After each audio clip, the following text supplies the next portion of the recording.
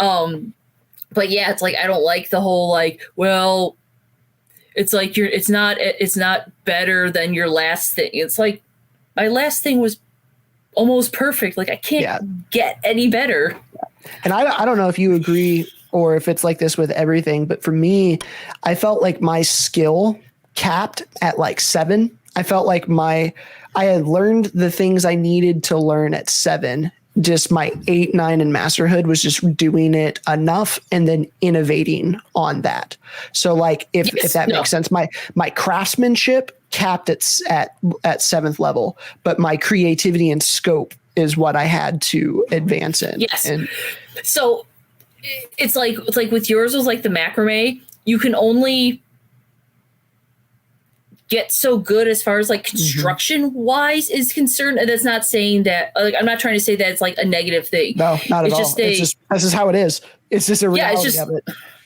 Hey, the belt's tight. All right, cool. Like it's not, if it gets any tighter, it's, I don't know, going to fold in on itself like a quantum singularity or something. I don't know, but you can't get much better as far as like craftsmanship is concerned. Now that's when you start working on like creativity stuff. So it's like you did like your double belt sort of stuff. I think you did like a utility belt or something like that. And so like it's like I agree that like once you get to a certain like spot in like one criteria, and I know not every kingdom uses criterias like Rising Winds does. And so it's like, all right, how can I make this look cool or innovative or something? Well, and I know for like me, what did it for me was pushing it into like I made that big award box that had a belt and that, right. And then after that, it was just bigger and better, but not necessarily on the craftsmanship. And I think it's the same thing with a lot of stuff. It's like, oh, okay, my artwork for awards, my technical skill might not need improving. Right. You will get to a point in your craft where that is as high as what you can, realistically get. Yes. But the idea or the concept or those are the things you have to improve on, not the skill itself. And that's something I wish someone would have told me earlier, because I got incredibly frustrated when I was getting 10s out of 10s on my construction, but like lower on the other stuff. And I'm like, what else do you want me to do? Right. Yeah. And I didn't realize that the skill caps, and no one ever tells you that. Like it doesn't always, it can cap, well, like, and that's okay.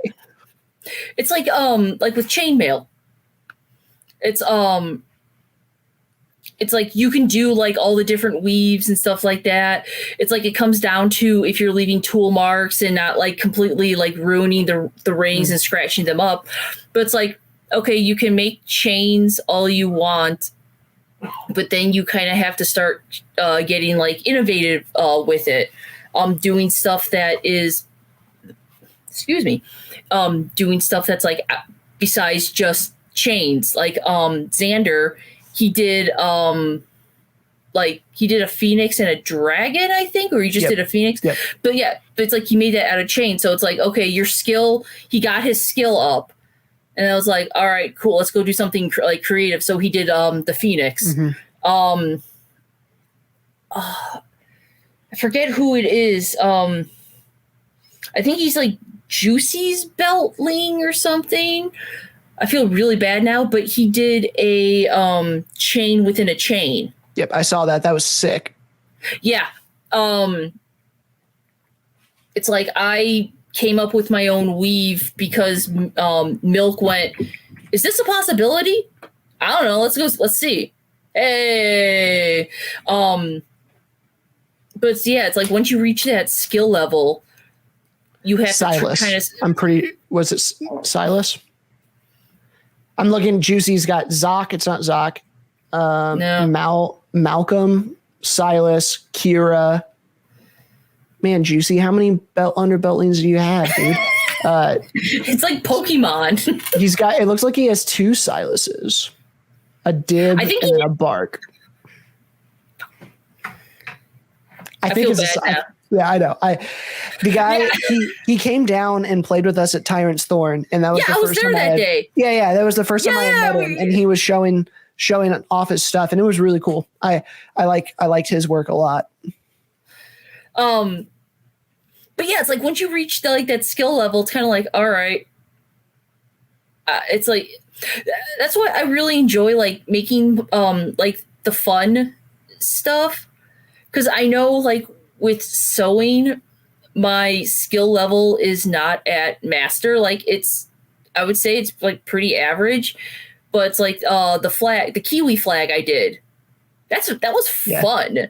Yeah. And like people see that and they're just like, oh my God, that's amazing. It's like, oh yeah, by the way, you can also pet the kiwi. It's fuzzy. And people are just like, what? And then they start like petting the kiwi. Yeah. Yeah. That's kind of where I'm at right now with my garb too. I am not very good at it, but I am average.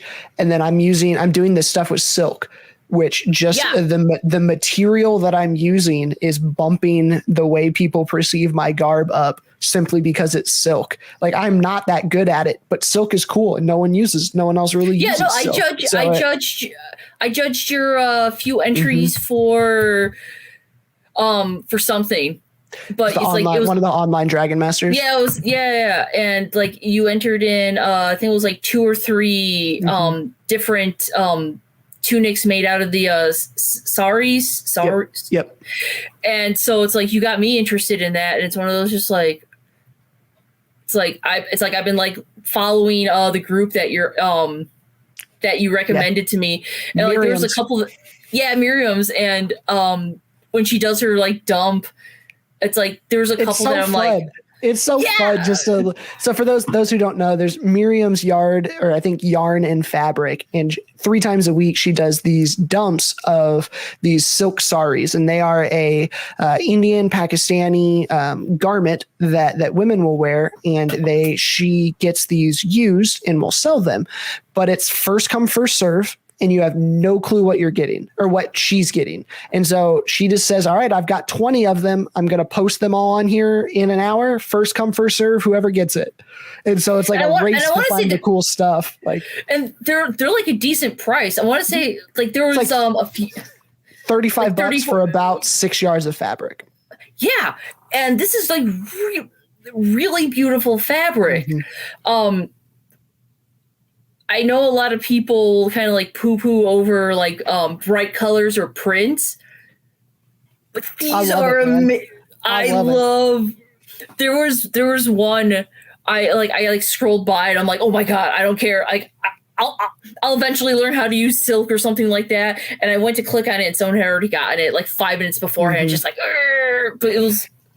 And I've got some too that are like. They have a ton of beads in jewelry on it also. And so it's difficult with some of them because they're not always symmetrical, which makes it very difficult for me and my average level of skill to, I got to cut and it makes the patterns different. I'm not quite good at that yet.